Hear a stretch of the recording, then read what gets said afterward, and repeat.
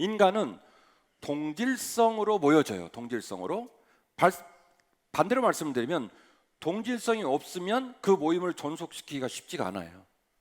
모입시다, 열심히 합시다 해도 안 돼요. 왜냐하면 동질성이 없으니까. 동질성이 없으면 뭐가 사라지냐면 구심점이 사라집니다. 그 공동체를 끌고 가고는 힘, 에너지가 사라져요. 왜냐하면 동질성이 없기 때문에. 그렇죠. 참 송구하고 민망한 사실은, 여러분은 강대상에 있는 담임 목사를 보지만 저는 설교 끝날 때까지 여러분 얼굴을 보잖아요. 근데 존경하는 여러분의 존경하는 얼굴을 배울 때 친하게 지낼 수 있는 사람이 한 사람도 없어요. 예. 그러니까 이 모임은 신비한 모임이고 거의 불가능에 가까운 모임이에요. 여러분이 어디서 동질성을 찾으시겠습니까? 그런데 놀라운 것은 교회는요, 세상 사람의 눈으로 볼 때는 저 인간들 왜 모여있지? 저 인간들 무슨 동질성과 무슨 구심점으로 모여서 예배를 드리고 교회를 유지하지? 아주 궁금해하는 공동체이고, 우리가 우리를 봐도 우리는 하나로 섞이기가 쉽지는 않아 보이는 공동체인데, 교회는요 수많은 핍박과 억압을 뚫고 오늘까지 공동체를 지키고 있습니다. 저나 여러분들이나 이 교회에 와서 매주일 만나서 그 만남이 의미가 있고 그 만남의 에너지가 우리의 삶을 이끌어갈 수 있는 힘, 구심점, 그 동질성은 세상이 우리가 알고 있는 것들에 있지 않습니다. 오직 예수 그리스도, 오직 예수 그리스도로 태어나고 오직 예수 그리스도로 자라가야 할 줄로 믿습니다. 오직 예수 그리스도에게 집중하고 오직 예수 그리스도로 말미암아 자라가야 할 줄로 믿습니다. 신자는요 복음으로 태어나고 이 태어난 신자의 관심사와 방향성은 항상 더 깊고 더 성숙한 예수를 닮아가는 믿음을 지향해야 합니다. 이것이 섞일래야 섞일 수 없는 성도를 섞을 수 있는 유일한 동질성이고, 이것이 그 공동체가 추구해야 될 구심점입니다. 예수의 피, 예수의 영광, 예수 그리스도의 장성한 분량이 그 소망이 되는 거예요. 사랑하는 한빛가족 여러분, 오직 예수의 복음으로 우리 가슴을 채우고 오직 그 예수로 말미암아 중생하고 오직 그 예수의 에너지로 믿음의 길을 걸어가시기를 주의 이름으로 축원합니다. 그거 외에는 우리를 하나로 합칠 수도 없고 그거 외에는 우리의 모임이 풍성할 길이 없습니다. 로마서 1장 17절입니다. 복음에는 하나님의 의가 나타나서 믿음으로 믿음에 이르게 하나니 기록된 바 오직 의인은 믿음으로 말미암아 살리라 함과 같으니라. 복음에는 하나님의 의가 나타나서 하나님은 지금도 복음으로 열심히 일하신다. 믿음으로 믿음에 이르게 하나니 중생의 믿음, 새로 태어나는 주님을 영접하는 주님이 나의 구주가 되어지는 첫 번째 믿음의 사건이 있다면 그 믿음이 중생된 믿음, 어린아이 믿음으로 멈추지 않고 다시 성숙한 믿음으로, 다시 깊어지는 믿음으로, 다시 주님을 닮아가는 더 거룩하고 더 아름답고 더 향기나는 믿음으로 자라가니 믿음으로 믿음에 이르게 한다라고 말씀하고 있지 않습니까? 요한복음 3장 4절입니다. 니고데모가 이르되 사람이 늙으면 어떻게 날 수 있습니까? 두 번째 모체에 들어가야 됩니까? 주님께서 말씀하십니다. 내가 너에게 대답하느니 진실로 진실로 내게 이르노니 사람이 물과 성령으로 거듭나지 아니하면 하나님 나라에 들어갈 수가 없다. 육으로 난 것은 육이고 영으로 난 것은 영이니 내가 너에게 거듭나야 되겠다는 말을 놀랍게 여기지 마라. 성도들은 강대상에 올라서서 설교하는 목사의 가슴에 예수의 불덩어리가 있는지 주님의 십자가의 흔적이 있는지 그거 점검하셔야 돼요. 목사랍시고 강대상에 올라가 설교하고 그 설교가 은혜가 됩니다, 그렇게 아무 생각 없이 고백하면 안 돼요. 목사님 가슴속에 불이 있는지, 목사님 가슴속에 십자가가 있는지, 목사님이 정말로 주님을 만나는 흔적이 있는지를 점검하며 말씀을 들으셔야 돼요. 그래서 목사의 설교도 목사의 삶도 반드시 십자가에 맞닿아 있어야 합니다. 교회를 다니다 보면 찬양으로 영광 돌리고 악기로 연주하고 방송실, 주차장, 식당, 많은 사역의 자리에 우리가 관심 갖는 일들이 있습니다마는 그 모든 일들은 사실은 예수 때문에 존재하는 것이고 사실은 예배 이후에 진행되는 것이고 사실은 예배 때문에 가치가 있는 겁니다. 혹시 이것이 주객이 전도되지는 않았나요? 여러분이 교회를 다니며 다른 것에 관심을 두고 다른 것에 힘을 주고 다른 것에서 재미를 느끼고 다른 것에서 존재의 의미를 찾고 있지 않나요? 그 교회는 병든 교회입니다. 그 목사님 병든 목사님입니다. 그 성도 병들었거나 혹은 병들어 가고 있는 중입니다. 우리들의 신앙생활의 자리가 과연 예수 그리스도로부터 출발되고 예수 그리스도에게 최고의 관심사를 두고 있는지 우리가 이 아침에 깊이 묵상해 보아야 할 이유가 거기에 있는 겁니다. 담임 목사가 여러분의 신앙생활을 돕고 믿음의 선후배들이 손에 손을 맞잡고 간다 한들 몇 년을 가겠습니까? 아니면 몇 주를 가겠습니까? 생을 마치는 마지막 순간까지 주님을 섬기며 믿음의 길을 걸어갈진데 주 예수 그리스도의 피값이 내 가슴에 임재하지 않고 그 주 예수의 은혜를 내 마음에 간직하지 않고 어떻게 믿음의 길을 완주할 수가 있겠냔 말이에요. 제가 목놓아 설교를 하고 있기에 살아계신 주님께서 이 안타까운 목사의 설교 목소리를 들으시고 때를 따라 이른 비와 늦은 비의 은혜로 여러분을 반드시 만나 주실 거라고 저는 믿습니다. 언젠가 여러분 안에 주님이 계시고 언젠가 여러분 안에 예수의 은혜가 충만하게 될 거라고 저는 믿습니다. 하여 여러분이 예배자로 서기를 원하고 예배에 최선을 다하기를 원하고 주 예수로 말미암아 우리 교회 공동체가 하나가 되는 역사가 있기를 주의 이름으로 축원합니다. 첫 번째 가장 소중한 가치는 예수의 동질성과 예수의 동력원을 말씀을 드렸어요. 예수의 구심점을 말씀을 드렸어요.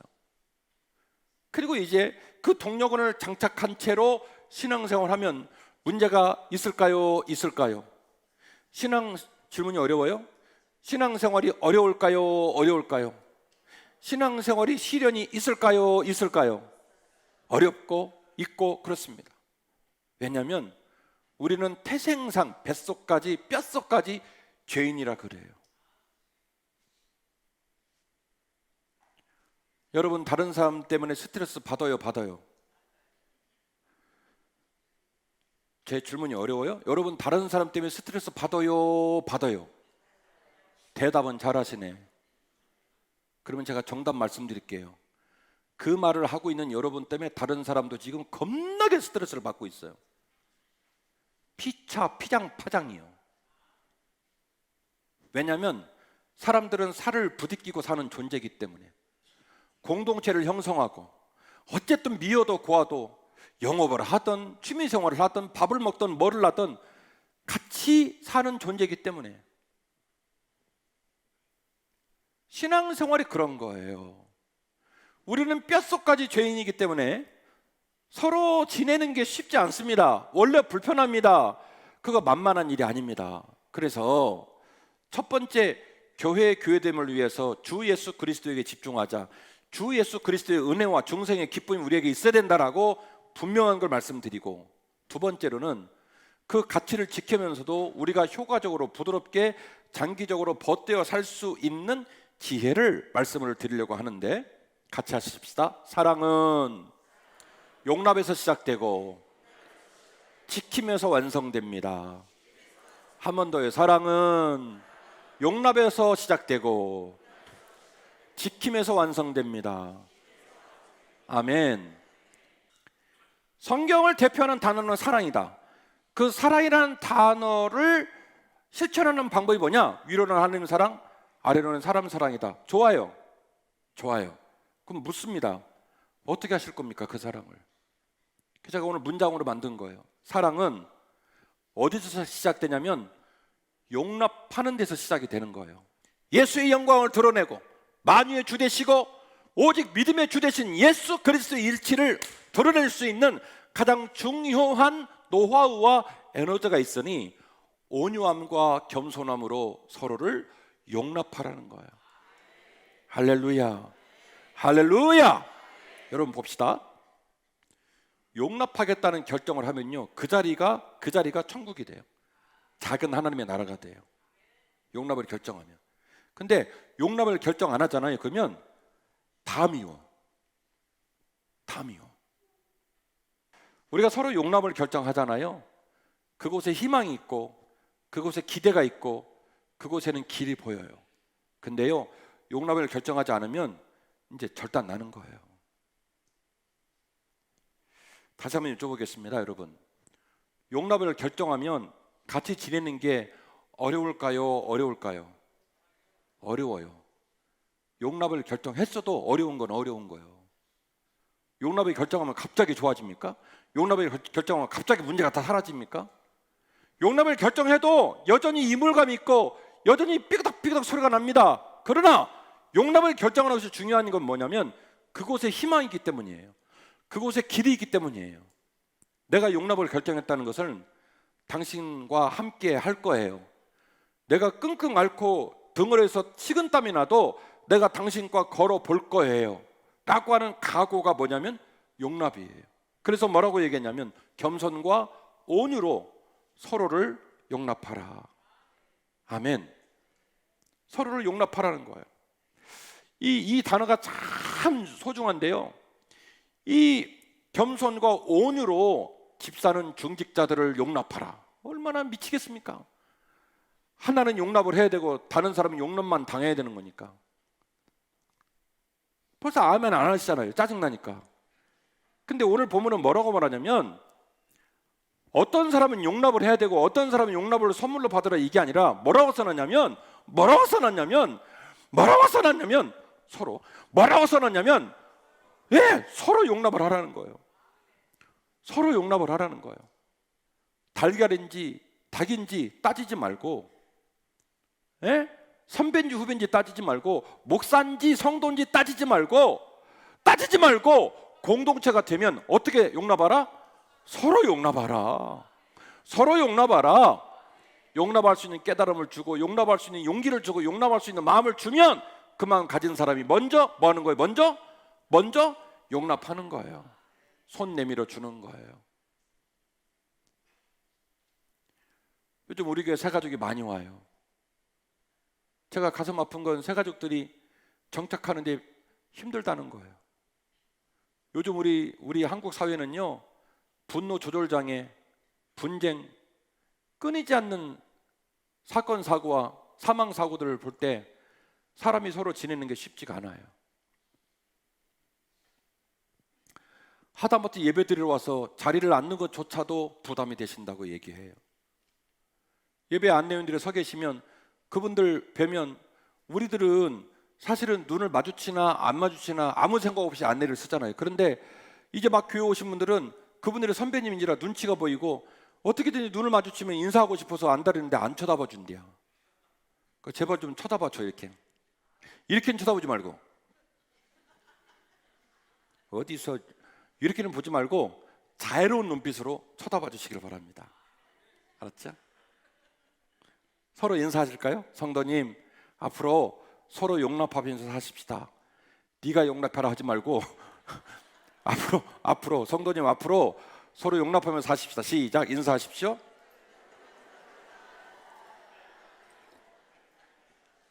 아멘. 또 하나의 노하우는 평안에 매는 줄로 하나됨을 지키라는 거예요. 용납을 결정했습니다. 근데 그 용납을 유지하기가, 제가 그랬죠, 쉽다 어렵다. 그러니까 어떻게 하냐면 평안에 매는 줄로, 그 사랑에 매는 줄로 꽁꽁꽁 매서 그걸 지키라는 거예요. 우리 부교육자들이 우리 교회 물건 가운데 뭐 깨지고 그러면 꼭 담임 목사한테 붙여달라고 그래요. 담임 목사가 그거 붙이는 사람입니까? 그 왜 나한테 꼭 붙여달라고 그러냐 그랬더니 우리가 붙이면 다시 끊어지고 목사님 붙이면 안 끊어진대. 이유가 뭐냐면 제가 붙이고 난 다음에 거기다 안수를 하기 때문이에요. 그건 뻥이고, 차이는 이거예요. 저는 붙이고 나면 제 방에 이 마이스라고 해가지고 이 물건을 꽉 잡아매는 도구를 사놨어요. 이게 없으면 책을 한 20권씩 갖다가도 그걸 붙여놔요. 지켜둬요. 그래서 본드로 붙인 그 물건을, 깨진 물건을 본드로 붙이고 나면 반드시 보강제를 대고 하루 이상 반드시 꽉 밀착을 시켜놓습니다. 그러면 진짜로 붙어요. 붙여놨다고 본드 붙이고 붙었네 그러면 다시 떨어져요. 요거를 꽉 붙들어 매놓고 지키면 단단해집니다. 평안에 매는 줄로 너희들을 단단히 묶어서 그것을 지켜라. 결국 에베소 교회에서 우리는 성숙한 교회의 어떤 중요한 롤 모델을 보는 거예요. 내가 가장 많이 오랫동안 사역했던 에베소 교회, 가장 많은 교회 지도자를 배출한 에베소 교회, 그 에베소 교회가 교회의 원형과 교회의 좋은 모범을 보일 수 있는 일에 있어서 너희들이 신앙을 이렇게 만들어 갔으면 좋겠다. 겸손과 온유로 서로를, 일방적인 용납 아니에요? 서로를 용납하고 평안에 매는 줄로 너희를 꽁꽁 묶어서 그 사랑을 오래도록 지켜라. 아멘이시죠? 오늘 본문의 말씀이 에베소를 읽으셨는데요, 오늘 본문의 말씀과 아주 유사한 본문이 골로새에 나옵니다. 골로새 교회는 에바브라라고 하는 분이 에베소에서 와서 은혜를 받고 골로새에 가서 골로새 교회를 세운 걸로 그렇게 신학자들은 추정을 하고 있습니다. 그래서 에베소 교회가 골로새 교회는요 180km 떨어져 있는데 러닝메이트예요. 거의 신학과 신앙적인 정서가 똑같아요.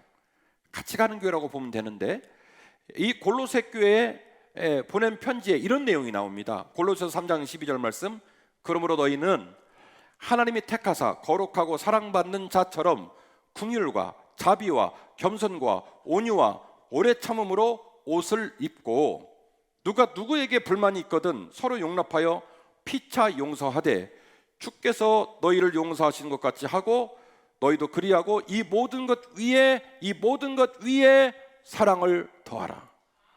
이는 온전하게 매는 띠이니라. 결국 제가 여러분에게 제안한 에베소 교회에서 띠를 매라는 말에 더 중요한 진의를 골로새 교회가 얘기하고 있는 거예요. 이게 무슨 띠인 줄 아느냐? 사랑의 띠다. 사랑의 띠로 너희를 온전히 잘 띠를 메어서 고정을 시키라는 거예요. 우리는 참단 문명 사회를 살고 있는데 저는 그렇게 생각합니다. 기술은 지켰고 인성은 잃어버렸다.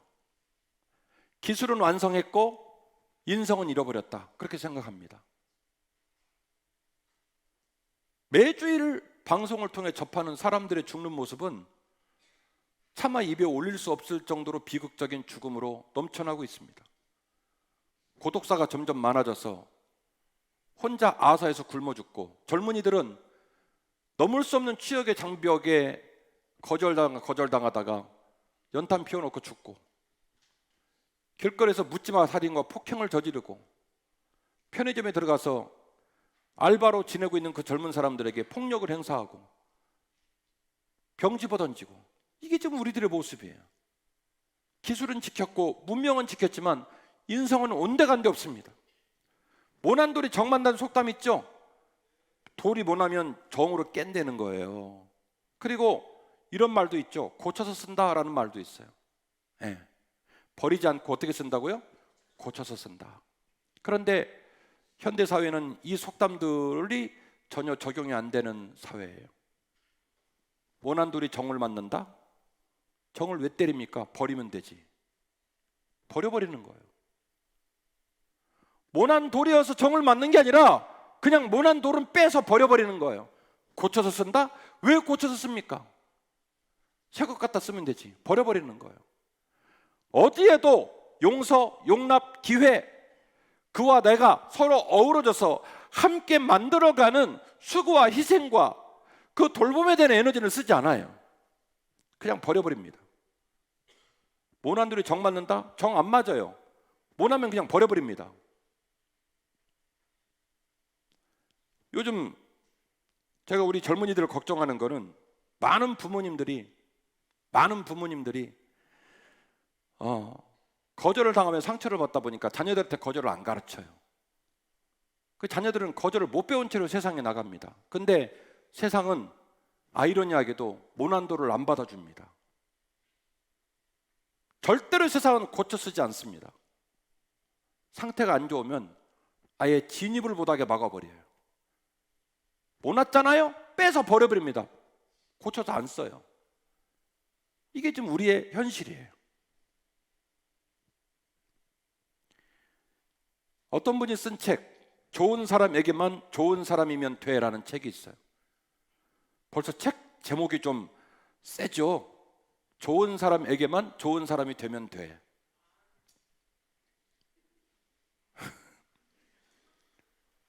요즘 일각에 되어지는 얘기들을 보면 네가 중요하다, 너를 사랑해라, 미래 비전과 소망을 위해 오늘을 희생하고 인내하지 말고 언제 죽을지 모르니 오늘을 즐겨라, 이런 식의 얘기가 막 쏟아져 나오고 있고, 그 달콤한 이야기, 그 자극적인 이야기에 많은 사람이 반응을 하고 있습니다.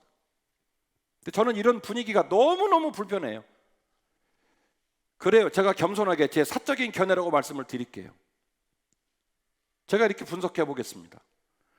진짜로 여러분이 부딪히고 살아가는 데 있어서 그 사람이 나한테 의미 없는 사람이면 그런 책이 안 나오고 그런 강연을 안 해줘도 스스로 이미 진작에 버렸어요. 여러분이 그걸 볼 것 같습니까? 여러분이 누군가의 꼴을 보고 있고 여러분이 누군가 부딪히느라 힘이 든다는 얘기는 그 사람이 나한테 소중하다는 거예요. 그 부모님이 계셨기 때문에 내가 있는 거고, 그 부인이, 그 남편이 나하고 어쨌든 간에 북적북적거리며 살았기에 오늘 우리의 가정이 있는 거예요. 요즘 우리 부인은 저를 너무너무 사랑해줘요. 어제도 저녁에 갔더니 얼굴이 푸석푸석했다고 그냥 얼굴을 그냥 원로목사님 세상에 어제 그걸 해주더라고요. 막 수건을 따뜻하게 해서 막 얼굴을 닦아주고, 우리 남편 늙었네 이러고 제가 속으로 계속 그렇게 해라 그랬걸랑요. 제가 그런 생각이 드는 거예요. 오래 살아가는 과정 속에서 장국이 우려지듯이 진한 맛이 나는구나, 그런 느낌을 받는 거예요. 누군가를 위해 부딪히는 것, 누군가 때문에 내가 고민하고 누군가하고 더불어 사는 것 때문에 애가 닳고 마음에 고민과 슬픔이 있는 것, 그거 값어치 있는 거예요.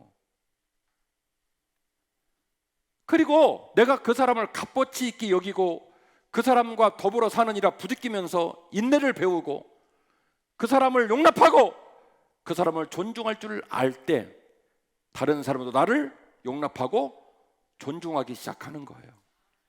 사랑은, 행복은 느닷없이 하늘에서 뚝 떨어지지 않습니다. 그래서 우리는 반드시 나 외에 있는 타자에 대하여 그를 존중하고 그를 용납하고 그리고 그에게 예를 갖출 수 있는 성숙한 인격이 꼭 필요해. 이해, 수용, 인내, 용납, 사랑, 기대, 이런 것들은 서로 부딪히며 살아가야 하고 항상 떳떳하게 살 수 없는 인간들에게 그나마 평안과 기대를 선물로 주는 기발한 아이디어요, 가장 강력한 선물이라고 저는 믿습니다. 불편하지만 더불어 살아가는 삶에는 부딪히는 지혜도 필요하고, 힘이 들지만 존중받는 삶을 위해서 나도 남을 존중하고 용납할 줄 아는 지혜가 꼭 필요합니다. 누가복음 6장 36절입니다. 너희 아버지의 자비로우심 같이 너희도 자비로운 자가 되라. 비판하지 말라. 그리하면 너희가 비판을 받을 것이요, 정죄하지 말라. 그리하면 너희가 정죄를 받지 않을 것이고, 용서하라. 그리하면 너희가 용서를 받을 것이요, 주라. 그리하면 너희에게 줄 것이니 곧 후히 되어 누르고 흔들어 넘치도록 하여 너희에게 안겨주리라. 너희가 헤아리는 그 헤아림으로 너희도 헤아림을 도로 받을 것이니라. 아멘. 주께서 우리에게 주신 말씀이에요. 야 이놈들아, 내가 너희들을 보니 다 죄인이고 내가 너희들을 보니 다 구린 놈들인데 왜 그렇게 사냐? 너희 하늘에 계신 아버지가 자비로우신 같이 너희도 자비로운 자가 되어야 할 거란다. 비판하지 말거라. 정죄하지 말거라. 남을 용서하거라. 주께서 말씀하시기를 네가 누군가를 용서하고 네가 누군가를 용납하고 그리고 네가 누군가를 나 위에 베푸는 삶을 살면 하늘에 있는 내가 네 모습을 보고 너를 위해 더 후히 주어 흐르고 넘치도록 베풀어 줄 것이라고 주님은 말씀하십니다. 적어도 저는 베푸는 삶 속에서 하나님께서, 우리 주님께서 더 채워주는 걸 체험하며 살고 있습니다. 그래서 여러분에게 간증하는 거예요. 베푸는 것은 하나님께서 이 세상에 있는 모든 주의 백성을 돌보는 일에 내가 통로가 되는 일이고 선하게 쓰임을 받는 일이고, 내가 그렇게 선하게 쓰임 받으면 하나님은요 다른 사람을 쓰셔서, 다른 환경을 쓰셔서 나를 또 베풀도록 사용하시더라고요. 오늘 말씀의 결론입니다. 평안에 매는 줄로 모두가 행복한 작은 천국을 꿈꿔야 할 줄로 믿습니다. 우리의 마음, 우리의 가정, 우리 교회가 작은 천국 되었으면 좋겠습니다. 꺾거나 부수지 않고 자연 그대로를 그대로 포용하는 이 한국의 믿음, 이 인생의 선배들의 세계관, 철학이 담겨져 있더라는 거예요. 그랭이질에. 우리에게도 영적인 그랭이질이 필요합니다. 섞일 수 없는 석재와 목재가 만났을 때, 도저히 어울릴 수 없는 정서를 가진 두 사람이 만났을 때, 한쪽에서는 끌질이 필요하고 한쪽에서는 그랭이질이 필요합니다. 모나고 부족하고 한참 생각해 보면 못된 점이 많은 내가 다른 사람과 더불어 살려면 반드시 끌질이 필요해요. 그래서 나에게는 무슨 질을 해야 되냐면 끌질을 해야 돼. 끌질. 그리고 나를 만나주는 다른 사람에게는 뭐가 필요하냐면 그랭이질이 필요해요. 그러면 붙을 수 있어요. 그러면 평안할 수 있어요. 일부 예배도 얘기를 했는데 이 얘기를 또 대충 얼기설기 들어가지고 또 점심 사주고 집에 가가지고 다 모여봐라. 내가 오늘 설교를 듣고 왔는데 그랭이질을 하라더라. 너희들한테는 다 끌질을 하고 나한테는 그랭이질을 하래. 거꾸로 한 거예요. 네. 나한테는 무슨 질을 하라고요? 나한테는 끌질, 모나고 못되고 나쁜 모습들을 스스로 깎아내고 스스로 조정하고, 누가 봐도 그 사람하고 붙을 수 있는 끌질이 나한테는 필요하고, 그리고 다른 사람은 볼 때마다 저거를 어떻게 한번 잡아뜨려, 저거 어떻게 혼내주지, 저거 확 꺾어버려, 부셔버려. 그러면요 여러분 주변에 살아남을 사람이 한 명도 없어요. 있는 모습 그대로를 용납할 수 있는, 오늘 본문의 말씀처럼 어떡하라? 겸손과 온유로 어떡하라? 용납하라. 용납이 뭐예요? 있는 그대로를 그대로 받아주는 거예요. 있는 그대로 그대로 받아주는 거예요. 그러니까 그랭이질. 남에게는 어떻게 해요? 그랭이질. 나에게는 어떻게 해요? 끌질. 야곱은요 하나밖에 없는 형하고 맨날 불화했어요. 외삼촌 라반의 집에 가서도요 원만하게 그 집과 섞이지 못하고 20년인 기간 동안에 외삼촌하고, 외삼촌도 못되긴 했지만 좌우당간에 그냥 불편하게 지냈어요. 베드로를 기억하십니까? 예수님께서 너무너무 사랑하셨지만 항상 예수님을 근심시키고 어떤 행동을 하거나 어떤 말을 할 때 그 일로 또 더 많은 파급된 문제들이 생기는 일의 주인공 되기도 했었습니다. 바울은 어떤가요? 30년 넘게 사역한 그 바울의 사역이 너무너무 위대하지만 바울의 사역 초기에는 인격이 성숙지 못해서 밤빌리아로 전도여행하는 가운데 마가가 이 바나바의 생질이 중도에 도망갔다는 이유로 영적인 스승이요 사역의 중요한 못자리가 되었던 바나바하고 팍터지게 싸우고 갈라져가지고 전도팀이 2개가 되지 않습니까? 생각해보면 아무것도 아니었던 그분들이 예수에게 접붙임 당하고, 그리고 예수의 은혜와 예수의 피값으로 그 마음이 뜨거워지고 성숙해지고 나니까 나중에 끌질도 되고 그랭이질도 돼가지고 사도들이 끝까지 사명을 감당하고 주님의 영광이 되었으며, 하나님 거룩한 교회도 모일 때마다 원만하게 빛이 났던 그런 아름다운 교회가 되지 않았습니까?